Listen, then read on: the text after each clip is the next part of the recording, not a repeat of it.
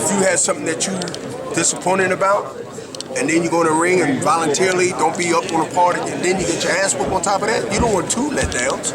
So you got to come out of this thing pitching or batting 500. Yeah, no, I can't change that, but I'm not going to go in the ring sleepwalking and get my ass kicked. Now I got my ass kicked and I got to deal with this other problem. At least I can go ahead and have some kind of relief and say, well, you know, I did my thing, but let me deal with this later. I mean, that's how we do it. Do you think there's still a chance? Always, man, always. Do you think there's still a chance? A sliver of hope we can see Pacquiao and Mayweather. I don't see it. Not as long as Bob Arum living. Why? That's just as strong as I can state my skin now. I didn't wish nothing on him. I just said as long as he's living, I don't think you're gonna see that fight ever happening. I mean, well, you might. Breaking news. You might. I got something for you. They got these video games. Yeah, they do. They got these video games. They got these video games where you can go ahead and put Pacquiao and Floyd Mayweather, and you can put on how good you are, think that who will win. Yeah. That's the only thing. That's it? How else you want to see it? You got to see. But wasn't it, well, you say Bob Arum, but wasn't it Floyd that made the outrageous person? I don't know. I can't say it. I don't know. I can't say that. I couldn't say that. Did he made him before the knockout of Pacquiao or after? Before. When the talks were serious. When they were really getting serious. I thought it was about a test. I thought it was more about test, right? Yeah, Pacquiao made the ludicrous bastard, man. I thought about drug tests or something at first. I never thought it was about money. They agreed to everything. Right? Am I right? It was about drug testing. Yep. Yeah, what about money? In 2009, they agreed on everything. Yeah, so the money was 50-50. The one sticking point they had was that Pacquiao did not want to take the random drug test. And that's, so I don't, so see what I'm saying? So I stopped paying attention, but maybe he heard something I didn't hear, but I'm not going to repeat it and say, yeah, that was it.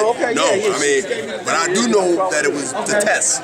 That was the clutch of the deal. That was at the hot point right after Pacquiao beat Cotto. Yeah, I remember that. Yeah, and everything was agreed upon down to the ring walk, the name of the promotion. They got the contract and said, what is this thing in here about random testing? And that was it.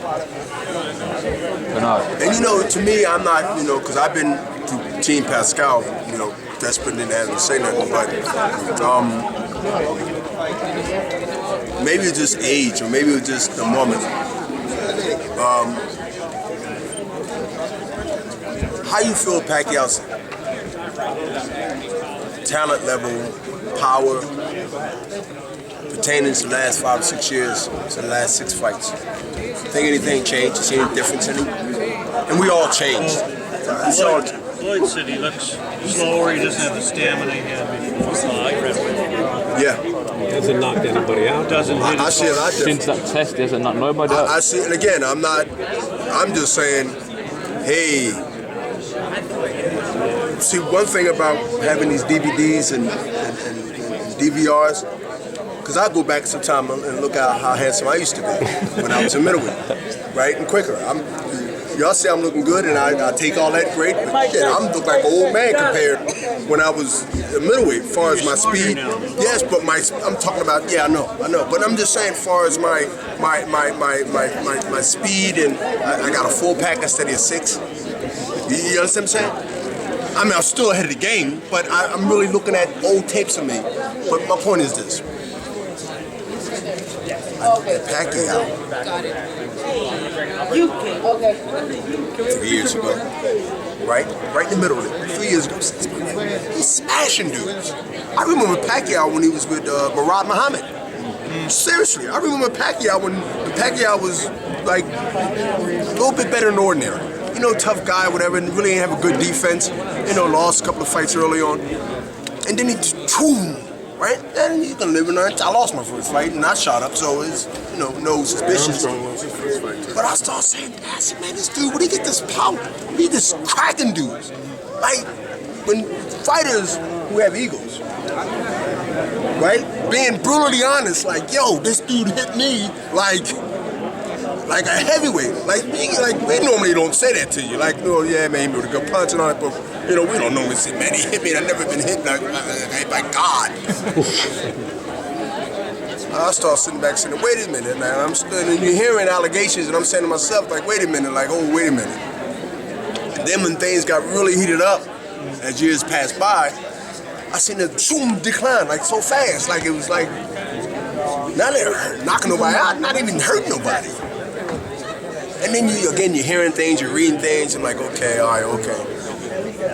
I'm like, man, I don't know, man. Like, I don't know what's regulated over the Philippines, what's not regulated over the Philippines, what's regulated in Philadelphia or the United States or whatever. Maybe some chicken foot, maybe some chicken stew. I don't know what's going on, because I know that people can label somebody because they became better or they learn how to, punch better, lift weights, get a fitness trainer, do this and do that. But I have seen a change from the physical, especially the power of Pacquiao in the last 3 or 4 or 5 years. Whether that has something to do with age, whether that has something to do with, he lost some of that or whatever. Because I haven't knocked nobody out in 6 or 7 years since Oscar De La Hoya, and I've been trying to. Especially the last 2 fights, I even talked in the camera when I fought Carmarat. I'm gonna go get a knockout. I'm trying to get a knockout. I'm trying to get one in my last fight. Got a knockdown, which I did break a drought in 6 years. I got a knockdown and got that in before him, right? But if I was knocking somebody out in the last 7, 8 fights, all of a sudden, y'all should be looking like, wait a minute, this is, like, what the hell? You understand what I'm saying? But actually, I'm trying to get a knockout. But, we lost.